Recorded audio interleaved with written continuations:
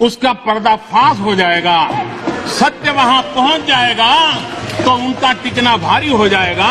और इसलिए हो हल्ला करते रहो, जैसा बाहर करते हैं वैसा अंदर भी करते रहो, यही खेल चलता रहा है। लेकिन इससे कभी भी आप लोगों का विश्वास नहीं जीत पाओगे। मान के चलो, आपको मर्जी पड़े यहां जाना है जाइए, आपको मर्जी पड़े वहां नहीं जाना है वहां जाइए। जहां ज्यादा फायदा हो वहां किसान चला जाए, ये व्यवस्था की गई है। अधीर रंजन जी अब ज्यादा हो रहा है, अधीर रंजन जी प्लीज अब ज्यादा हो रहा है, अब ज्यादा हो रहा है। मैं आपका रिस्पेक्ट करने वाला इंसान हूं। हाँ, ऐसा कोई कानून जो ऐसे थोप दिया हो उसके लिए विरोध का कारण बनता है। सुप्रीम कोर्ट का एक जजमेंट आ जाए, कोई निर्णय नहीं हुआ है और एकदम से तूफान खड़ा कर दिया जाए, आग लगा दी जाए देश में।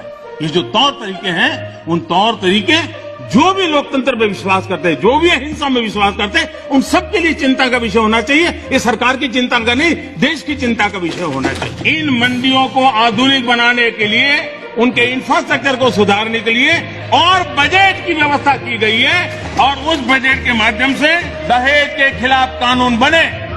ये इस देश में कभी किसी ने मांग नहीं की थी, फिर भी देश की प्रगति के लिए कानून बना। ट्रिपल तलाक, इसके खिलाफ कानून बने। ये किसी ने मांग नहीं की थी, लेकिन प्रगतिशील समाज के लिए आवश्यक है, इसलिए कानून हमने बनाए हैं। बाल विवाह पर रोक, किसी ने मांग नहीं की थी कानून बनाओ, फिर भी कानून बने थे, क्योंकि प्रगतिशील समाज के लिए आवश्यक होता है। शादी की उम्र बढ़ाने के निर्णय किसी ने मांग नहीं की थी, लेकिन प्रगतिशील विचार के साथ वो निर्णय बदलने पड़ते हैं। बेटियों को संपत्ति में अधिकार किसी ने मांग नहीं की थी, लेकिन एक प्रगतिशील समाज के लिए आवश्यक होता है, तब जाकर के कानून बनाया जाता है। किसी ने मांग नहीं की थी, लेकिन समाज के लिए आवश्यक होता है, बदलाव के लिए आवश्यक होता है, तो कानून बनते हैं। यही आप बुद्धिमान लोगों को इतना ही छोटा मुझे समझाना है कि उसको नहीं चाहिए तो पुरानी व्यवस्था है, पुरानी व्यवस्था चली नहीं गई है। उसका जो एजुकेशन क्वालिफिकेशन है उसके सारे इकट्ठा करो, मेरिट के आधार पर कंप्यूटर को पूछो, वो जवाब दे देगा। हमने उसके लिए कुछ सोचना ही होगा और बड़ी नक्करता के साथ हमने सोचना होगा। और मैंने गिन करके बताया है कि छोटे किसानों की कैसी उपेक्षा हुई है, किसानों के नाम पे हुई। चौधरी चरण सिंह जी ने तो एक जगह पे ये कहा हुआ है कि हमारे यहाँ किसान इतना जमीन की मालिकी उसकी कम हो रही है कि वो स्थिति ऐसी आएगी कि वो अपने खेत में ही ट्रैक्टर को टर्न करना होगा तो नहीं कर पाएगा, इतना भी जमीन का टुकड़ा होगा। चौधरी चरण सिंह जी के शब्द है।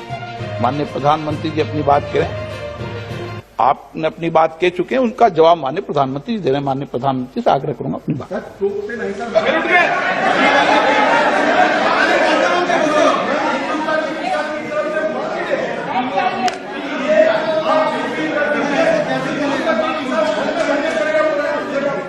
प्रधानमंत्री माननीय अध्यक्ष जी, ये हो हल्ला, ये आवाज, ये रुकावटें डालने का प्रयास एक सोची समझी रणनीति के तहत है।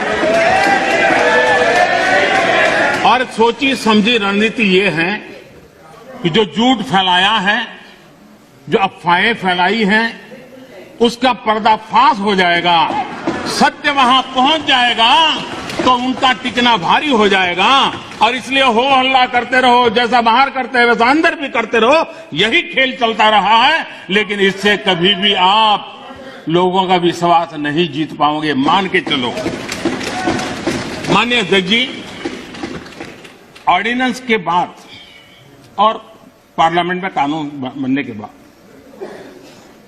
किसी भी किसान से मैं पूछना चाहता हूं कि पहले जो हक उनके पास थे, जो व्यवस्थाएं उनके पास थी, उसमें से कुछ भी इस नए कानून ने छीन लिया है क्या? इसकी चर्चा, उसका जवाब कोई देता नहीं है। सब कुछ वैसा का वैसा वो है पुराना। क्या हुआ है?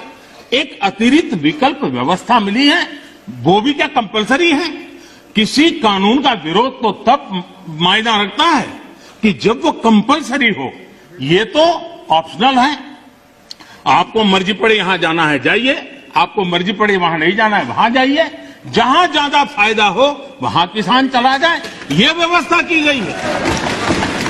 और इसलिए प्लीज अधीर रंजन जी अब ज्यादा हो रहा है, अधीर रंजन जी प्लीज अब ज्यादा हो रहा है, अब ज्यादा हो रहा है।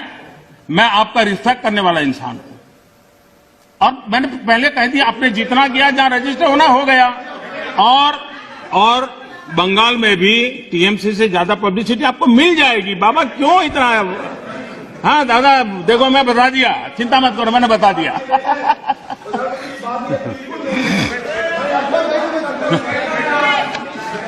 अधीर रंजन जी प्लीज, अधीर रंजन जी अच्छा नहीं लगता है। मैं इतना आदर करता हूं, आप आज ऐसा क्यों कर रहे हैं? आप ऐसा क्यों नहीं कर रहे?